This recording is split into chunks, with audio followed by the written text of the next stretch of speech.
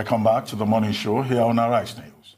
The Debt Management Office debunked a recent statement reportedly made by Obadiah Malafia, a former deputy governor of the Central Bank of Nigeria, stating that the All Progressives Congress administration under President Muhammadu Buhari inherited a debt stock of less than $7 billion in 2015, which according to him now stands at $84 billion. According to reports, the Debt Management Office noted that the purported claim was totally incorrect and not supported by public debt data that is readily available on its website. The DMO stated that it considered it expedient at this time, in the interest of the general public, to make some clarifications regarding Nigeria's public debt. Joining us now from our London studio to discuss this is author and lawyer Reno Omokri. Reno, good morning.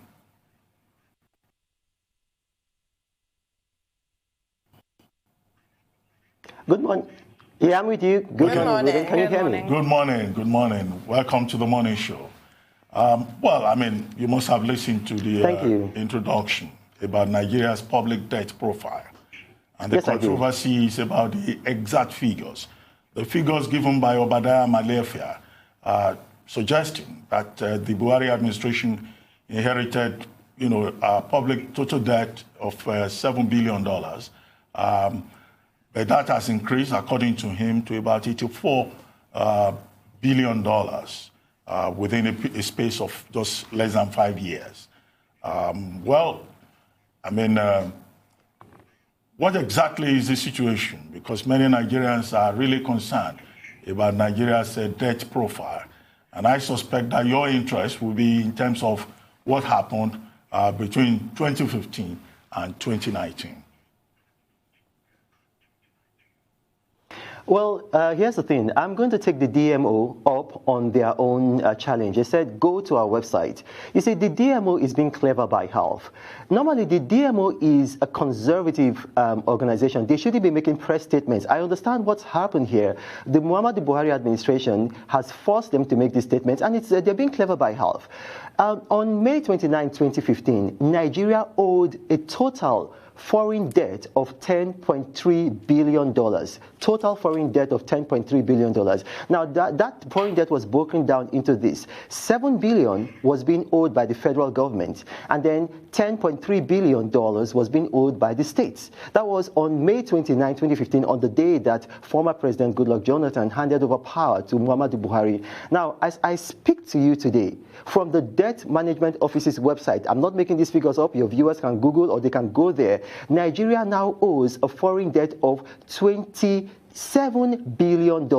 Now, of that $27 billion, the federal government now owes $22.8 billion, and then the states owe the balance of $4.2 billion. Now, in 2015, when the federal government owed $7 billion, when they handed over to Muhammadu Buhari, it wasn't as if it was the Goodluck Jonathan administration that borrowed all that $7 billion. No, the Goodluck Jonathan administration borrowed some money, but they also inherited debt from the Umaru Musa Yar'Adua administration, Olusegun Obasanjo administration, and General Abdul Salami administration. So the true position is that in the last 3 years, this administration has quadrupled, that is multiplied by 4, Nigeria's foreign debt. And that's not even the situation. The worst part of it is that if you take the debt that had been borrowed by past administrations for the last 30 years before 2015, and then you compare the debt that has been borrowed, foreign debt that has been borrowed by this administration in the last 3 years, this administration has borrowed more in the last 3 years than past administrations borrowed in the last 30 years. So this is profligate borrowing, and it's unsustainable. Now, this administration, they are saying that, well, we have a debt to GDP ratio of 18.99%. Now, that is deceptive, because if you look at debt to GDP ratio, if you take a country like maybe Rwanda or China or the United States, their GDP is tied to the production of their people. But in Nigeria, it's not like that, because a lot of our GDP is not tied to the production of Nigerians. It's tied to the oil sector. Now, so it's a deceptive indices to use. You should look at how much we are using to pay our debts. In the budget that has just been passed by the House, the 2020 budget, Nigeria is spending $2.7 trillion servicing debt. Now, we are not repaying debt. Don't make a big mistake about it. We are not repaying debt. We are only servicing debt. That means we are just paying the interest. The capital is there. It's building up. We are only paying the minimum amount. Meanwhile, we are spending $2.4 trillion, sorry, 2.4 trillion naira on infrastructure. So what this means is that we are now spending more servicing debt, not repaying debt, servicing debt, than we are spending on infrastructure. So this is unsustainable. And you know, a lot of these loans are being taken from China, and China is a predatory lender. I mean, I went to Maldives. I'm not talking about what I heard. I went to Maldives. In Maldives, in Sri Lanka, in the Micronesian nations, China is actually foreclosing on those nations by taking their property. In Sri Lanka, for example, the Hambantota port, China has foreclosed on it and taken it. It's now Chinese property.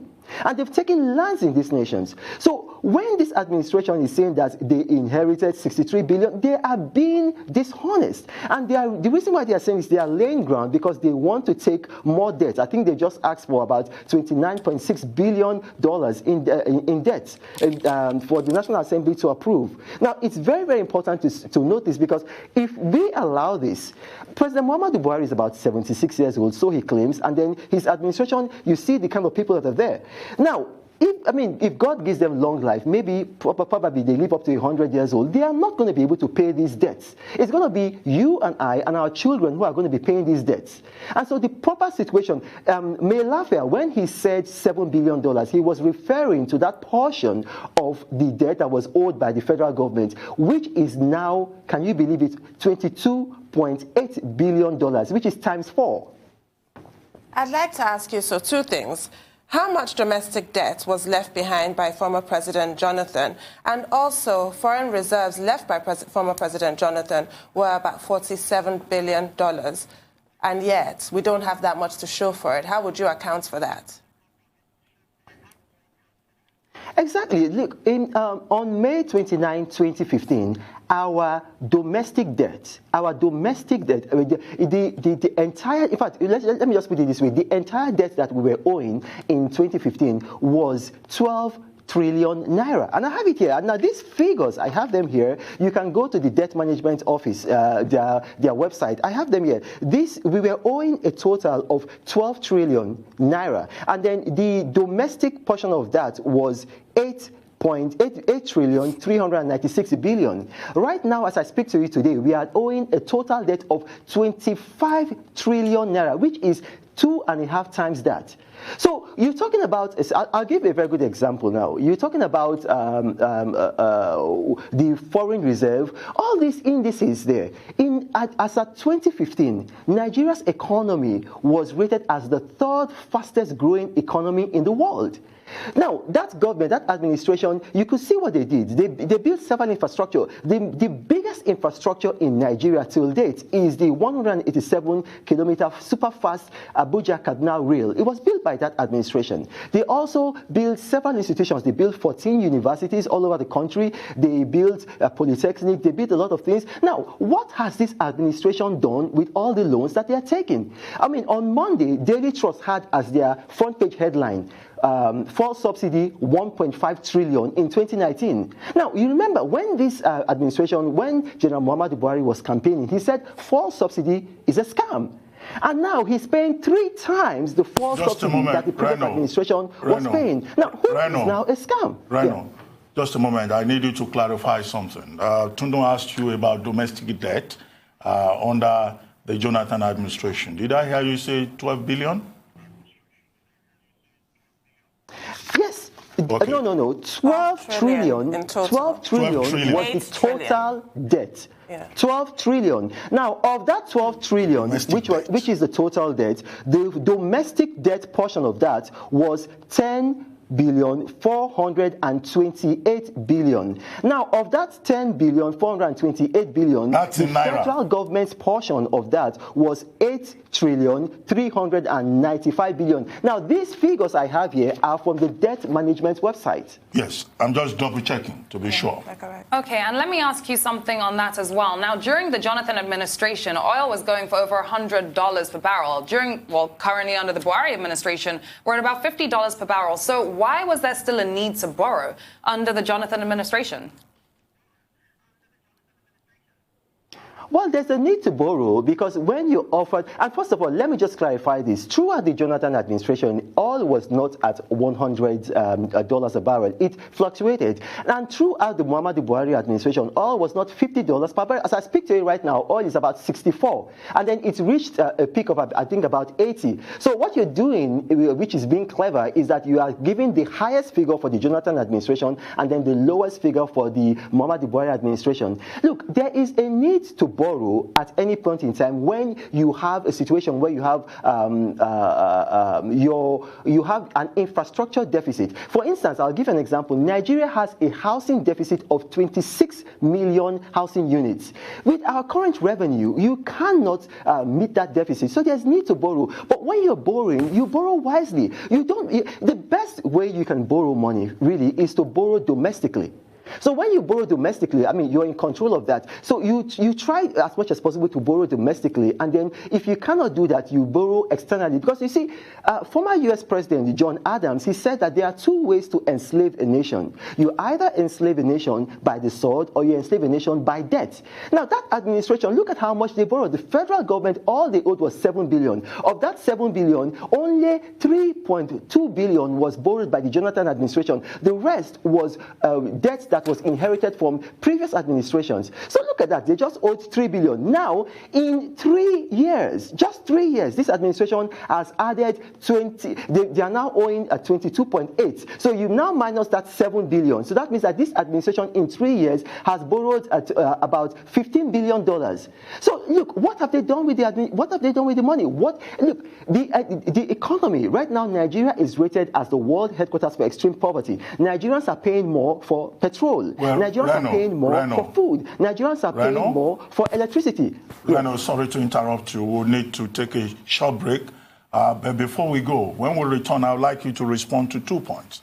The Minister of Finance insists that Nigeria's debt to GDP ratio is one of the lowest in Africa, and that we can still manage that ratio very well.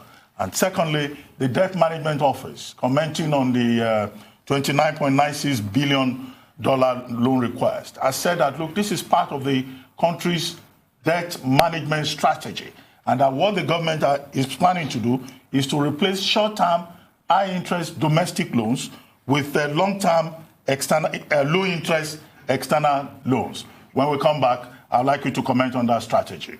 We'll take a break now.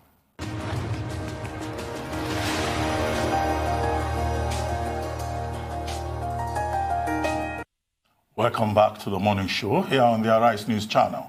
Still with us in our London studio is Reno Omokri, author and lawyer, commenting on Nigeria's debt profile.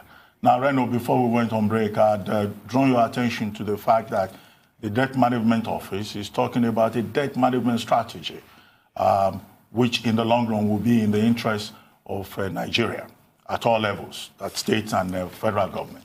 But I hope you are also aware that this administration, the Buhari administration, insists that whatever economic crisis Nigeria may be facing at the moment, and which their administration is trying to correct, is because of the mismanagement of the economy under President Jonathan's watch.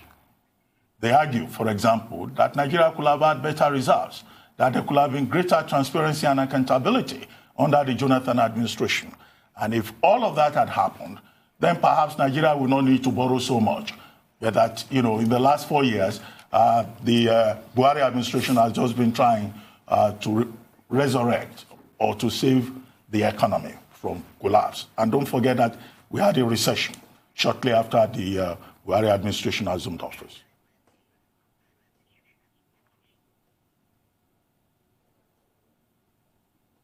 Hello? Reno, okay, did you hear me? That is complete. That is complete. Yeah, I heard you, and I'm going to respond to that. That is complete nonsense. And I'm going to tell you this. The Muhammadu Buhari administration and the Goodluck Jonathan administration, both of them, they cannot comment on this matter as much as global institutions that they don't have a dog in this fight. So let's forget about the Buhari administration. Let's forget about the Jonathan administration. Let us look at what global institutions say. Now, you talk about corruption.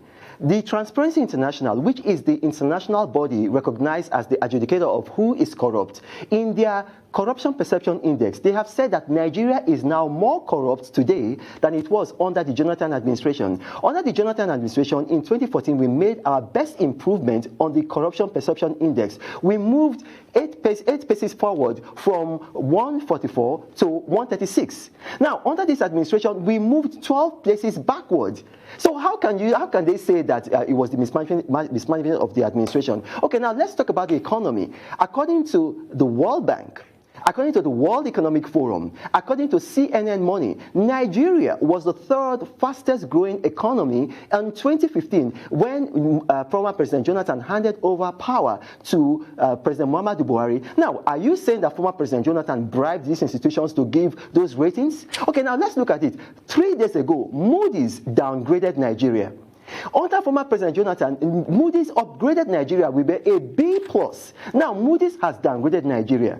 Now, Moody's is the preeminent ratings agency for economy. Now, what do you have to say about that? Is Moody's a member of the PDP? Now, before we went on break, you talked about the argument given by the Debt Management Office. Look, the Debt Management Office has been politicized by this administration, and that's the big problem about it. The Debt Management Office should in fact, they should be seen, they should not be heard.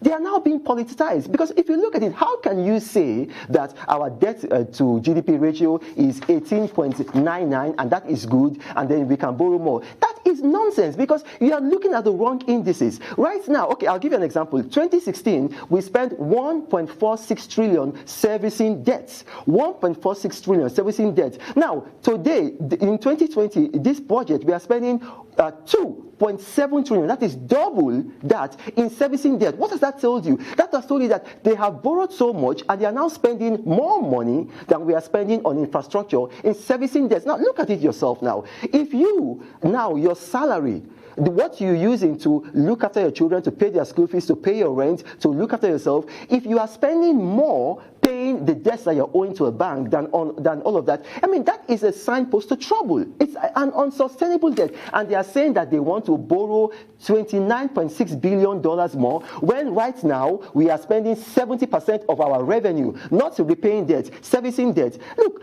these people, they are trying to hoodwink Nigerians, and we will continue to bring out the truth. These figures I'm putting out to you here, I encourage every Nigerian, go on the Debt Management Office's website, because it is you and your children that will be paying this money that they are borrowing. Can I just run something by you and take your thoughts? The Minister for Finance says we do not have a debt problem in Nigeria. Rather, we have a revenue problem. What are your thoughts on that? And as long as the debts are for infrastructure projects with a guaranteed return on investment, that is perfectly fine as a practice. What are your thoughts? Now, when you say that we do not have a debt problem, we have a revenue problem, what you are saying there is that you do not have the ability to run the economy because you are in charge of revenue. Let me put it this way. No matter how much revenue you give to a man, it will never be enough if he does not know how to use it. And that's the issue we are seeing with Muhammadu Buhari. I'll give you a very good example. Under former President Jonathan, our economy was professionally managed by Dr. Mrs. Ngozi Okonjo-Iweala, a woman with a PhD from the Massachusetts Institute of Technology, a former managing director of the World Bank, a woman who has sat and who even then was sitting on the board of some of the biggest multilateral institutions in the whole world. Look, this man came in, became president, and who did he put to head our economy? He put a woman whose highest educational attainment was a degree from a polytechnic in London. Now look at that. And so the problem Muhammadu Buhari is having right now is not with the revenue. I mean, if you recall, I think was it about 6 months ago, a letter was leaked from the Federal Inland Revenue Service. They had been lying to the Nigerian public, saying that they had raised the highest ever amount from revenue through the Federal Inland Revenue Service, only for the letter to be leaked to find out that it was all a lie. The chief of staff to the president had been querying him that how come revenue has fallen falling from the Jonathan era. So you can see that even these people internally in their kitchen cabinet, they know the true situation of things. And then if you say you have a revenue problem, how come you are still paying mega bucks to your political appointees? Under former President Jonathan in 2012, when he decided to increase the price of fuel, what did he do? I was a spokesman to former President Jonathan. Dr. Ruben Abati was a spokesman to former President Jonathan. Our salary was reduced. Dr. Abati, am I lying? Our salary was reduced. All across board, the salaries of political appointees were reduced. But what we are seeing right now, that's not the case. These people, they are earning so much money. I was reading sometime, was it the governor of, the APC governor of Zamfara State, he collected, was it 10 million naira a month? And this is going across board. It took a PDP governor, Mutawale, to say, no, this is nonsense. I'm going to end this. And then lest I forget, when I talked about the states that were owing, as of 2015, I said that the states were owing a foreign debt because I told you the total foreign debt was $10.3 billion, of which the federal government was owing $7 billion, and then the states were owing $3.3 billion. The states that were owing this amount were APC states. And then you are coming with a DMO releasing a silly statement saying that the Muhammadu Buhari administration inherited $63.8 billion. Lagos State alone was owing $1.2 billion foreign debt. Lagos State alone. Edo State, the reason why the current chairman of the APC, Adams of Shomole, had a grudge against Dr. Mrs. Ngozi Okonjo-Iweala was because she would not allow him borrow, because she said, listen, already your debt position is unsustainable. So he kept on attacking her, and that's why he's still attacking her till today. He left a debt of $168 million US. Now, this is Edo State, a civil service state. And that's the problem. Muhammadu Buhari is allowing these states to borrow. Under the Jonathan administration, we were not allowing these states to borrow. We put a very, very tight leash on things.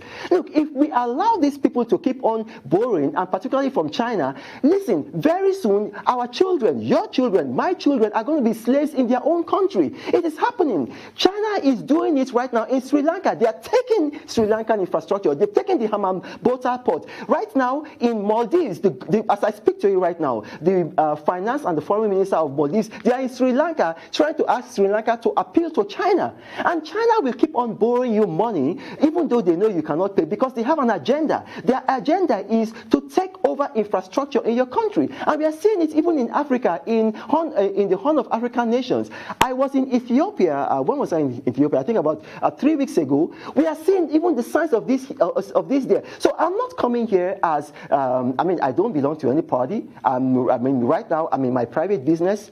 I write books. My only interest right now is to protect and safeguard the interests of Nigerians and future generations. On that note, Reno, we would need to bring the conversation to a close and to thank you very much for your insights. I'm sure that the Debt Management Office may have listened to you, and they would offer further clarifications if there are still any doubts among Nigerians.